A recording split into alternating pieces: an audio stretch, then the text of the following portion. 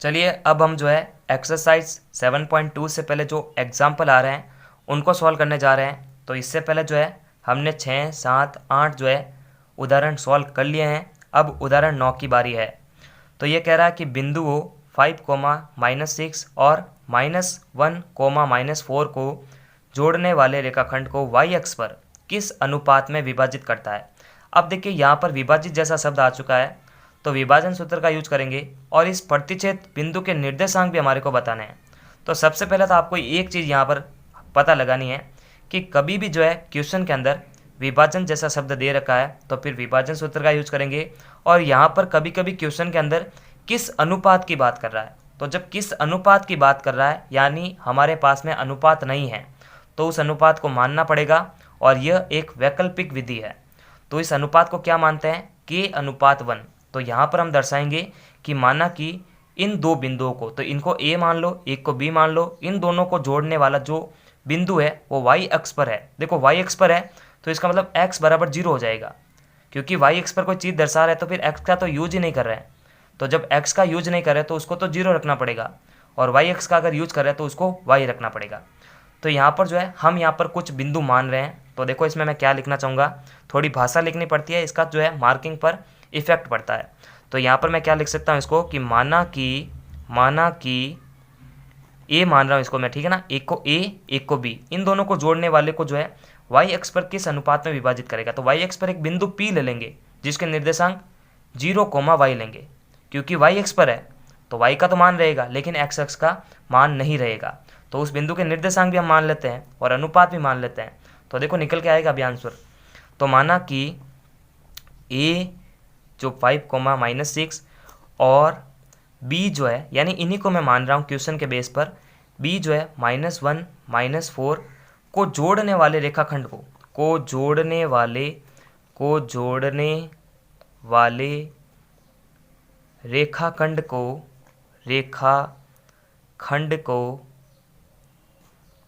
y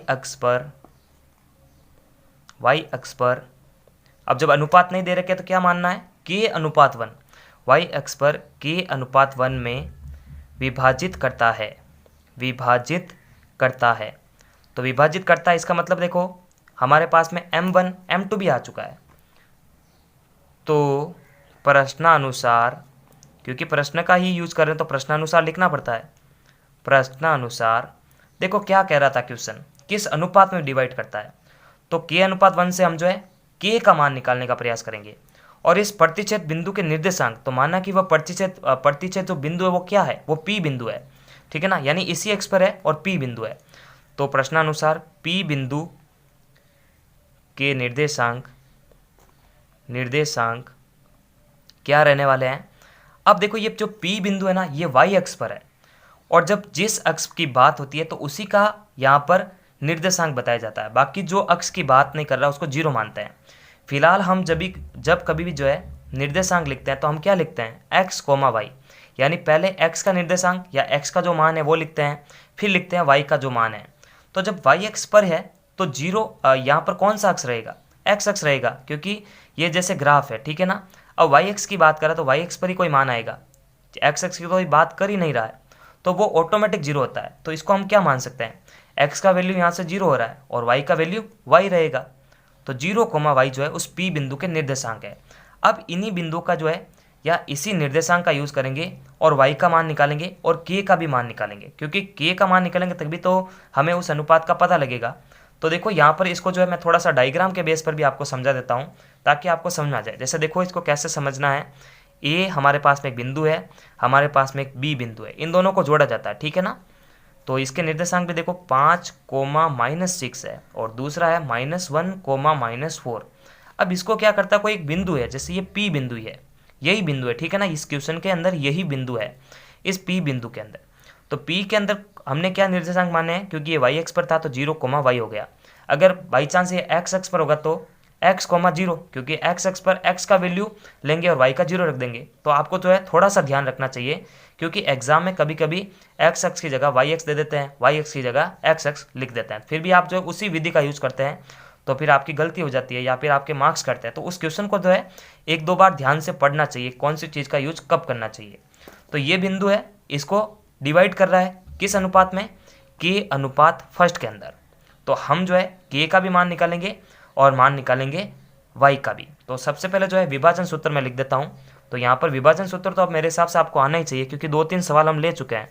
तो विभाजन सूत्र से, तो देखो विभाजन सूत्र क्या होता है, विभाजन सूत्र x के लिए रहता है x बराबर m1 into x2 plus m2 into x1 बट्टा m1 प्लस m2 ये रहेगा। और y का अगर मान निकालना है तो y बराबर m1 into x y2 plus m2 into y1 बट्टा m1 प्लस m2।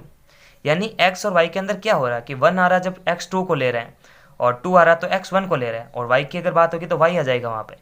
तो ये दोनों सूत्र तो मेरे हिसाब से बहुत ईजी है। अब इनका यूज कैसे करवाते हैं, तो देखिए जो अनुपात है उनको हम m1 और m2 मानते हैं, बाकी x1 y1 x2 y2 अपनी जगह पे है, और ये जो मान है ना वो यहाँ ये मान है, x और y के मान ये हैं उस बिंदु के निर्देशांक जो विभाजित कर रहा है। तो यहाँ पर 0 है और 1 है y। अब देखो इसको थोड़ा सा कॉमन सेंस का यूज़ करेंगे, आप खुद यहाँ पर थोड़ा सा दिमाग लगाएंगे कि k का मान कैसे निकल के आ सकता है, कि किसके बराबर जो है यूज करना चाहिए। तो देखो अभी मैं इसको जो है यहाँ पर यूज करवा रहा हूँ। तो देखो x के बराबर, x का वैल्यू क्या है यहाँ से 0 है, ठीक है। 0 बराबर m1, m1 हमारे पास में k रहेगा, k इंटू x2, x2 हमारे पास में माइनस का 1 है, प्लस m2, m2 हमारे पास में 1 है, और x1 हमारे पास में 5 है, बट्टा k प्लस 1 यानी m1 प्लस m2, तो k प्लस 1, ठीक है। अब देखो इसको सॉल्व करते हैं। तो देखो इस वैल्यू को सॉल्व करेंगे तो 0 आ जाएगा। देखो k प्लस 1 जब 0 से इंटू होगा तो 0 आएगा, ठीक है 0, और k जब माइनस के 1 से इंटू होगा तो माइनस का k प्लस 1 इंटू 5, ठीक है 5। तो देखो k का मान निकालना, तो क्या करेंगे, इसको इधर ट्रांसफ़र कर देंगे। तो देखो k बराबर ये माइनस का है और ये लेफ्ट हैंड साइड की तरफ आएगा तो प्लस का हो जाएगा, क्योंकि देखो आप समीकरण का एक रूल्स क्या होता है कि लेफ्ट हैंड साइड में हमेशा जो है ABCD से जुड़े पद यानी बीज व्यंजक होते हैं। तो इस 5 को तो यहीं पे रखेंगे और इस माइनस के k को इधर ट्रांसफर करेंगे, ठीक है ना। इस चिन्ह को थोड़ा सा मैंने मिस बता दिया या मिसलीड कर दिया, ठीक है ना। तो देखो ये माइनस का k इधर आ जाएगा तो प्लस का बन जाएगा और ये 5 अपनी जगह पे रहेगा। तो देखो k का मान जो है निकल चुका है। अब यहाँ पर अगर इस y से आप k का मान निकालने का प्रयास करते हैं तो नहीं निकल सकता। देखो कैसे नहीं निकल सकता, क्योंकि y का वैल्यू क्या है, यहाँ से y है, ठीक है। m1 हमारे पास में k और y2 हमारे पास में माइनस का 4 प्लस m2 हमारे पास में 1 है और y1 हमारे पास में माइनस का 6 है, और m1 प्लस m2 हमारे पास में रहेगा k प्लस 1। अब यहाँ पर देखो हम जो है y का यूज़ करते हुए k का मान क्यों नहीं निकाल सकते, देखो अभी निकालते हैं। जैसे देखो मैं इसको इससे गुणा करता हूँ माइनस का 4k, और इसको इससे गुणा करके माइनस का 6 आएगा और k प्लस 1 आएगा। अब देखो यहाँ से k का मान क्यों नहीं निकलता है, क्योंकि देखो ये भी एक कांस्टेंट है और ये भी एक कांस्टेंट है, तो दोनों ही अचर है, दोनों ही मल्टीप्लाई होंगे, तो फिर k का मान कैसे निकलेगा। तो किसी एक को 0 होना पड़ता है, तो 0 यहाँ पर फिलहाल x ही है, तो इस कारण जो है इस k का मान निकल चुका है। इसका मतलब इसका जो अनुपात है वो क्या रहेगा, 5:1, ठीक है ना, क्योंकि हमने क्या माना था, k अनुपात 1 माना था। तो k का मान निकल चुका है 5:1। तो उस बिंदु का जो है अनुपात तो हमको पता लग चुका है। अब हम क्या करेंगे, 0, y से जो है y का भी जो वैल्यू है वो निकालेंगे। तो देखो y का वैल्यू कैसे निकल सकता है, तो देखो y का वैल्यू कैसे निकल सकता है, इसी कैलकुलेशन का यूज करेंगे। इसके अंदर देखो y का मान निकालने के लिए हमारे पास में चाहिए k का मान। तो देखो क्या करेंगे, इस k का मान जो है यानी इस k का मान y के अंदर रख देंगे बस, ठीक है। तो देखो कैसे करते हैं, इसी k का मान दिखते हैं, k का मान प्रयोग करने पर, k का मान प्रयोग करने पर, ठीक है। तो देखो y तो अपनी जगह पे है और जो k का वैल्यू है वो कितना आ रहा है, 5 आ रहा है। तो यहाँ पर 5, देखो यहाँ पर 4 इंटू k का वैल्यू 5 माइनस 6 बट्टा k प्लस 1 यानी 5 प्लस 1, तो कितना रहेगा देखना इसको।